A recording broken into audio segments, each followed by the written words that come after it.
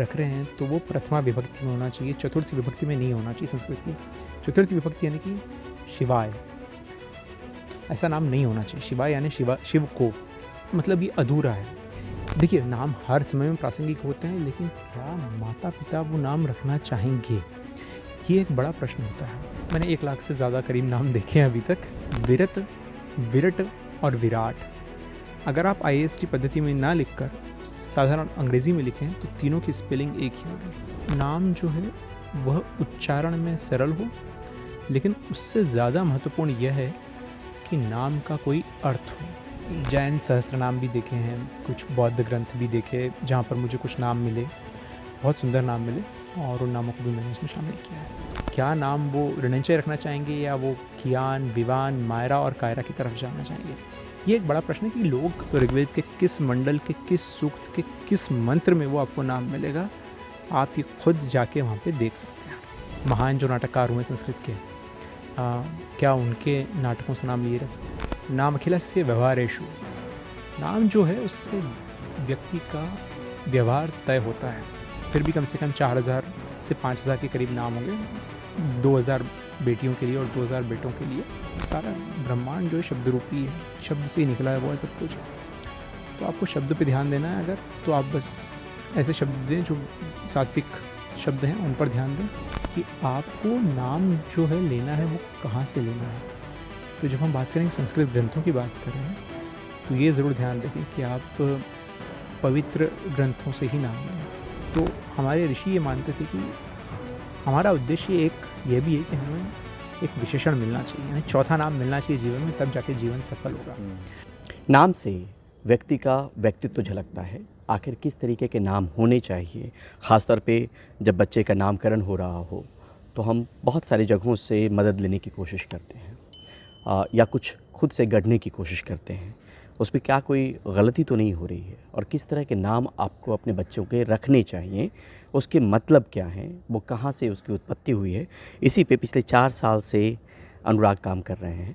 अनुराग भाषा को लेके काम करते हैं, तो 4 साल से किताब पे काम कर रहे हैं और नाम की उत्पत्ति से लेके कहाँ से नाम लिया गया है, उसके मतलब क्या हो सकते हैं। और इसकी जर्नी भी बहुत इंटरेस्टिंग थी।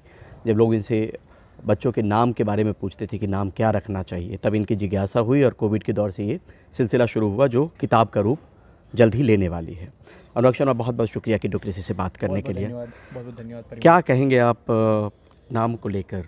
जब लोग आपसे कहते थे कि नाम बच्चों का बताइए, नाम को लेकर पहली आपकी प्रतिक्रिया कि पेरेंट्स को आपकी तरफ से क्या कहा जाना चाहिए जब बच्चे का नामकरण हो रहा हो? मैं ये मानता हूँ परिमल कि बृहस्पति स्मृति में कहा गया है, नाम अखिलस्य व्यवहारेषु। नाम जो है उससे व्यक्ति का व्यवहार तय होता है, इसी से उसको कीर्ति मिलती है, इसी से उसको यश मिलता है और इसी से उसका भाग्य निर्धारित होता है। ऐसा मैं नहीं कह रहा, बृहस्पति स्मृति में कहा गया है।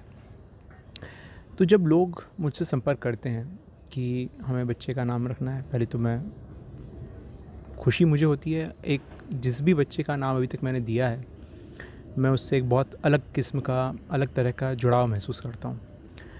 पर मेरी उनको 2 सलाह होती है कि आप, ये अच्छी बात है कि आप नाम रखना चाहते हैं, संस्कृत आधारित नाम रखना चाहते हैं, हिंदू ग्रंथों पर आधारित नाम रखना चाहते हैं, लेकिन 2 चीज़ों का आप ध्यान रखिए। एक तो नाम जो है वह उच्चारण में सरल हो, लेकिन उससे ज़्यादा महत्वपूर्ण यह है कि नाम का कोई अर्थ हो। क्योंकि हमारे जितने भी आप ग्रंथों में दिए गए नाम देख लेंगे, उनका कोई ना कोई अर्थ होता है। और जहाँ तक महापुरुष हैं, जितने अच्छे जो चरित्र हैं, उन सब का एक नाम का एक अच्छा अर्थ होता है। तो मेरा उनको हमेशा यही सलाह होती है कि आप जो भी नाम दें, ये ज़रूर ध्यान दें। हो सकता है कि आप संस्कृत में ना रखना चाहें, हो सकता है आप किसी और भाषा में रखना चाहें, लेकिन कम से कम इस बात का ज़रूर ध्यान रखें कि नाम का कोई ना कोई अर्थ ज़रूर हो, अच्छा अर्थ हो। ये भी समझना चाह रहे हैं कि इस जर्नी के दौरान क्या कुछ आपने देखा है जिसके आधार पे किताब की बनावट या बुनावट गढ़ी जा रही है, अंतिम रूप लेने की स्थिति में है? क्या कुछ स्टडी इन 4 सालों के दौरान? तो अभी तक मैंने करीब 60 अलग अलग सहस्त्र नामों का अध्ययन किया है, 60 से ज़्यादा ही बल्कि। सहस्त्र नाम वे किसी भी ग्रंथ का, किसी भी पुराण का हिस्सा होते हैं जिसमें किसी भी देवी या देवता की स्तुति की गई है, अलग अलग नामों से स्तुति की गई है। तो भगवान शिव के कई सहस्त्र नाम हैं, भगवान कृष्ण के कई सहस्त्र नाम हैं, भगवान सूर्य के सहस्त्र नाम हैं, कुछ देवताओं के कुछ 1 या 2 ही सहस्त्र नाम आपको मिलेंगे, माता पार्वती के, माता लक्ष्मी के कई सहस्त्र नाम हैं। इनके अलावा मैंने वेदों, उपनिषदों, रामायण, महाभारत यानी कि जो हिंदू वाङ्मय है उससे जो संबंधित ग्रंथ हैं उनको पढ़ने की कोशिश की और उनसे नाम लेने की कोशिश की। शाकुंतलम, राजतरंगिणी। यस, बिल्कुल बिल्कुल। तो ये भी ध्यान दिया कि क्या महान जो नाटककार हुए संस्कृत के, क्या उनके नाटकों से नाम लिए रह सकते हैं। तो आपने कुछ नाम लिए, भवभूति या दंडी, इस तरह के जो महान कवि हुए हैं, क्या उनके ग्रंथों से नाम लिए रह सकते हैं। तो ये इस तरह से मैंने करीब करीब 1 लाख से ज़्यादा नाम देखे और उनमें से अभी मैंने करीब 10,000 नाम जो हैं वो संकलित किए हैं, शॉर्ट लिस्ट किए हैं अपने उसमें। माफ़ी चाहता हूँ अनुराग रोकने के लिए। यहाँ पर ये बताना ज़रूरी है कि जब अपने बच्चे का नाम हम रखते हैं तो मुश्किल से हमें लगता है कि इंटरनेट पे भी जाएं तो 50-100 नाम आप देखते हैं, उसमें से कुछ तय कर लेते हैं, या कुछ नाम आपके जहन में होते हैं जो आपके स्कूल के सहपाठी होते हैं, आपके ऑफिस में काम करने वाले लोग होते हैं, आपको वो नाम खींचते हैं, प्रेरित करते हैं, तो आप वैसा नाम रख लेते हैं। आपने कितने नाम अभी तक देखे हैं? मैंने 1 लाख से ज़्यादा करीब नाम देखे हैं अभी तक, और उनमें से मैंने 10,000 नाम शॉर्ट लिस्ट किए। और वो नाम शॉर्ट लिस्ट करने का ज़्यादातर आधार यही था कि क्या वो नाम आज के समय में प्रासंगिक है। ये बहुत महत्वपूर्ण चीज़ है कि क्या वो नाम आज के समय में प्रासंगिक है। देखिए, नाम हर समय में प्रासंगिक होते हैं, लेकिन क्या माता पिता वो नाम रखना चाहेंगे, ये एक बड़ा प्रश्न होता है। बहुत सारे नाम होते हैं जो समय के साथ साथ अपनी प्रासंगिकता खो देते हैं या बहुत क्लिष्ट लगने लगते हैं किसी एक दौर के लिए। तो जैसे मैं एक ऋषि का नाम देख रहा था जिनका नाम ऋग्वेद में आता है, एक राजकुमार भी थे, उनका नाम था ऋणंचय। अब ऋणंचय का अर्थ होता है वो जो ऋणों का संग्रह करे या ऋण चुकाए। अब किसी भी व्यक्ति के ऊपर 3 मुख्य ऋण हैं, कर्ज, पैसे वाला कर्ज नहीं, लेकिन उनके अलावा भी 3 और ऋण आपके ऊपर हैं, जैसे कि आपको अकबर ऋषि ऋण है, देव ऋण है, पितृ ऋण है। तो वो व्यक्ति जो अपने सारे ऋण चुका दे और उसके बाद मोक्ष प्राप्त करे, तो बहुत सुंदर नाम है। अब ये प्रश्न उठता है कि क्या वाकई में माता पिता नाम रखना चाहेंगे आज के दौर में, जब नाम किस तरह के रखे जा रहे हैं, फर्स्ट वर्ल्ड यौगिक नेम्स, जहाँ पर नाम ऐसे होना चाहिए जो बहुत इंटरनेशनल सुनने में आए या बहुत ही आधुनिक नाम हो। तो क्या नाम वो ऋणंचय रखना चाहेंगे या वो कियान, विवान, मायरा और कायरा की तरफ जाना चाहेंगे। ये एक बड़ा प्रश्न है कि लोग हो ये रहा है कि इंटरनेट की तरफ जाते हैं जब भी उन्हें लगता है कि अच्छा अब हमारी दुनिया में एक नया मेहमान आने वाला है, तो चलिए इंटरनेट पे नाम ढूंढते हैं। लेकिन समस्या ये है कि अधिकतर वेबसाइट जो आपको इंटरनेट पर आपको मिलेगी, उनमें जो लोग हैं वो नाम कहीं से भी उठा रहे हैं और उनको संस्कृत नाम के तौर पर पैकेज करके पेश कर रहे हैं। अब उसमें मुझे कोई दिक्कत नहीं अगर वो किसी और भाषा का है, लेकिन आप माता पिता को मिसलीड कर रहे हैं, गुमराह कर रहे हैं, ये कहते हुए कि ये नाम तो संस्कृत का है ना। अगर मैं आपसे ये कहूँ कि रेयांश का अर्थ होता है भगवान का उपहार, ठीक है।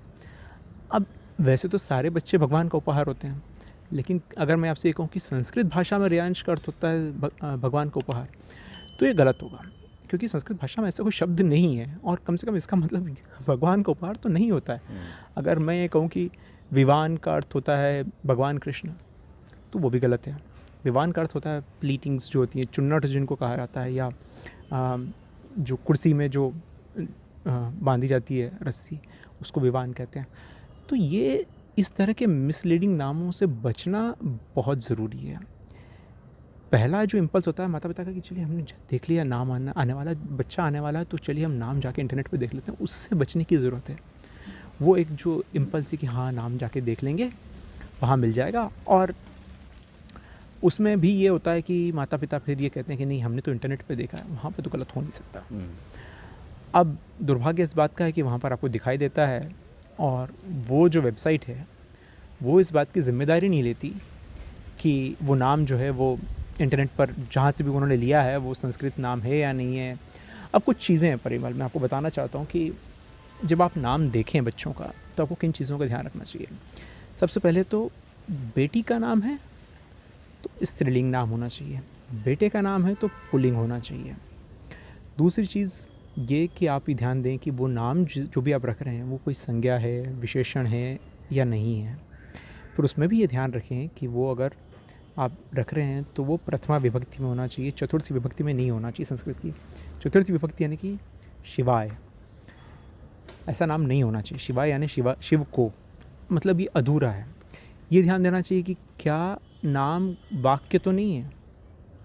भाई आप किसी व्यक्ति को किसी वाक्य से तो नहीं बुला सकते ना। जैसे कि सो अहम, अब सो अहम जो है वो अपने आप में वाक्य है। ये उपनिषद में आता है, ईशावास्य उपनिषद में आता है, यो सा वसो पुरुषः सोहम अस्मि, यानी कि वो जो पुरुष है वही मैं भी हूँ। सो अहम, तो अगर मैं उसका हिंदी में अनुवाद करूँ, सो अहम अगर आपने बच्चे का नाम रख दिया तो हिंदी में अनुवाद करने पर उसका अर्थ होगा मैं वो हूँ। तो क्या आप किसी बच्चे को बुलाएंगे मैं वो हूँ इधर आना?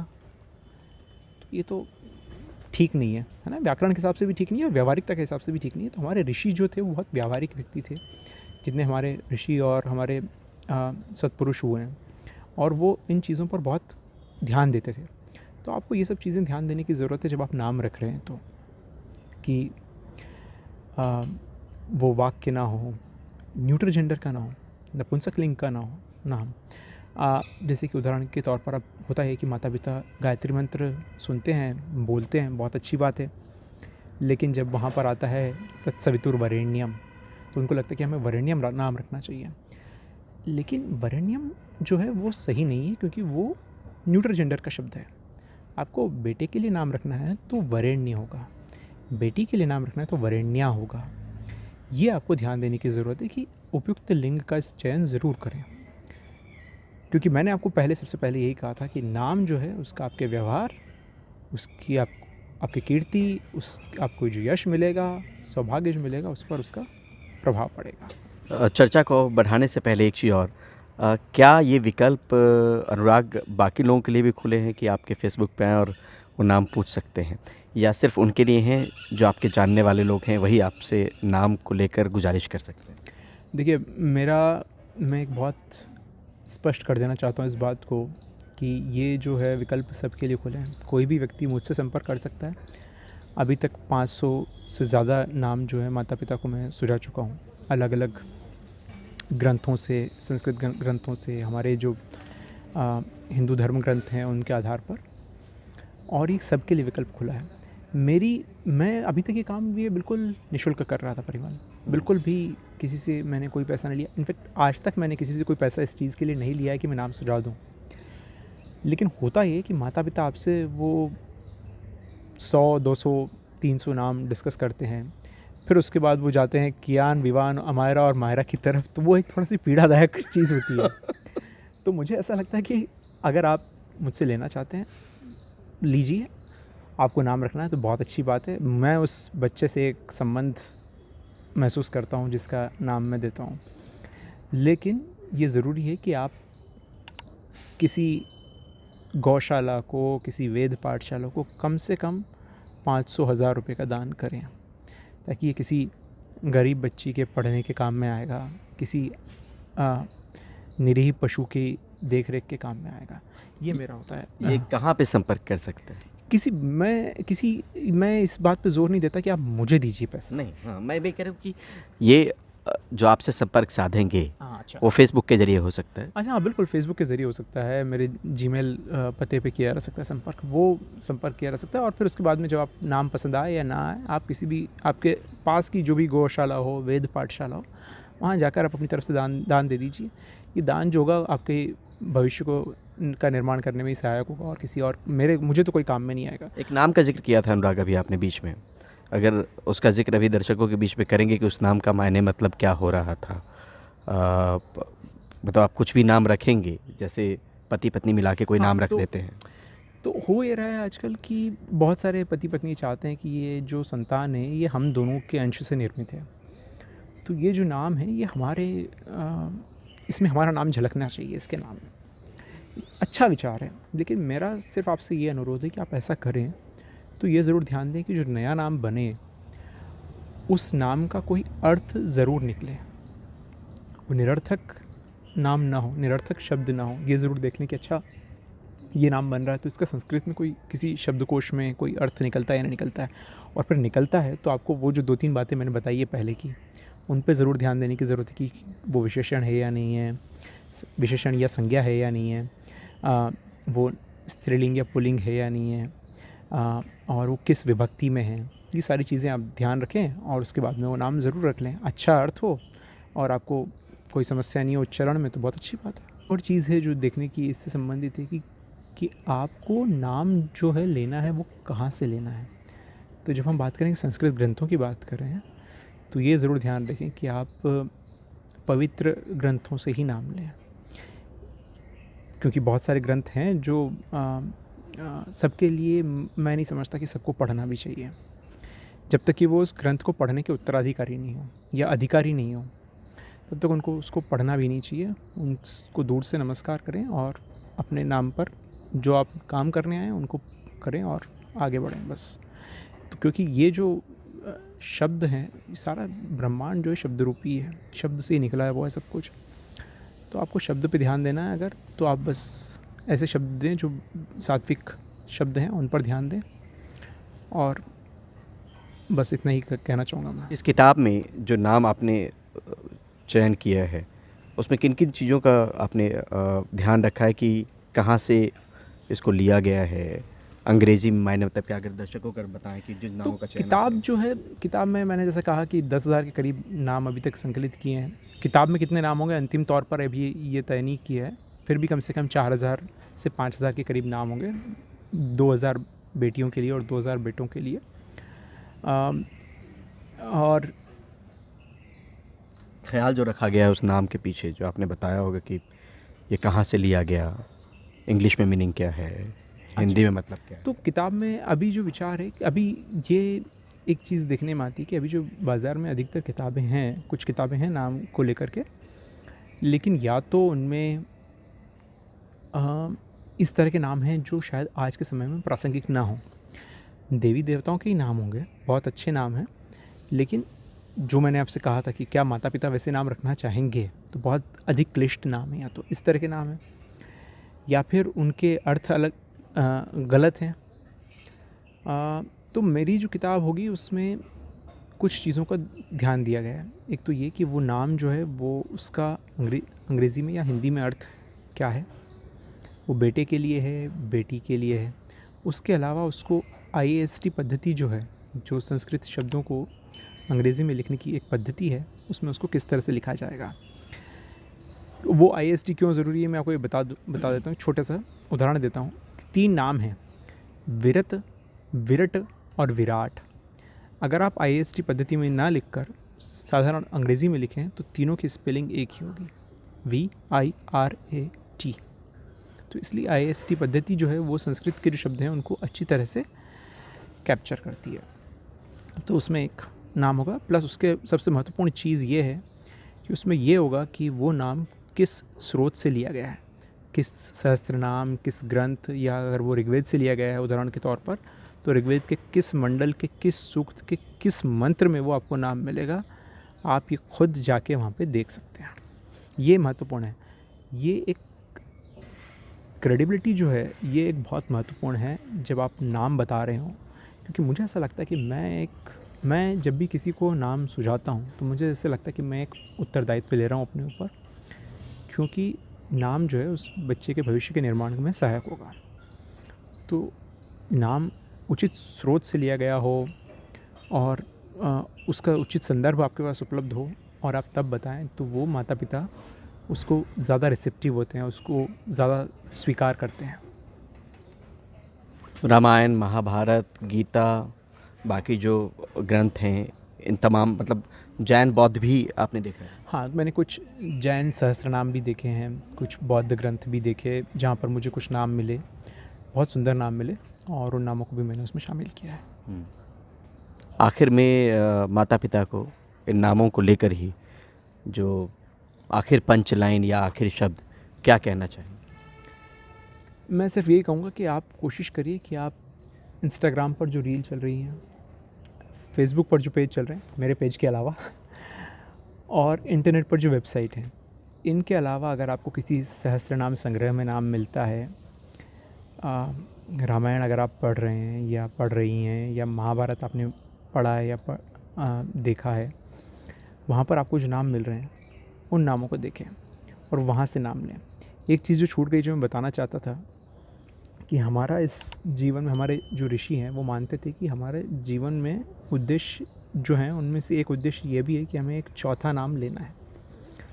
क्योंकि ऋषि ये मानते थे कि 3 नाम तो होते ही हैं सबके। एक तो नक्षत्र के आधार पर नाम होता था, जैसे कि अर्जुन का जन्म फाल्गुनी नक्षत्र में हुआ तो उसका नाम फाल्गुनी हुआ।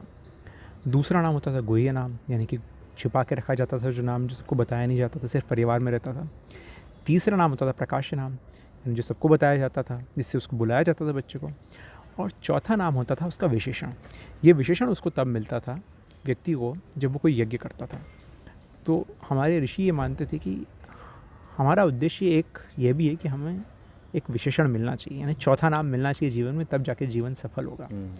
तो हमारा उद्देश्य ये होना चाहिए कि हम इतने अच्छे काम करें कि हमें एक विशेषण मिले, और वो तब होगा जब आप अच्छे काम करेंगे। और अच्छे काम करने के लिए ज़रूरी है कि अच्छा नाम हो, और नाम हो, नाम से नाम हो। बहुत बहुत शुक्रिया अनुराग, बहुत शुक्रिया। बहुत धन्यवाद परिमल।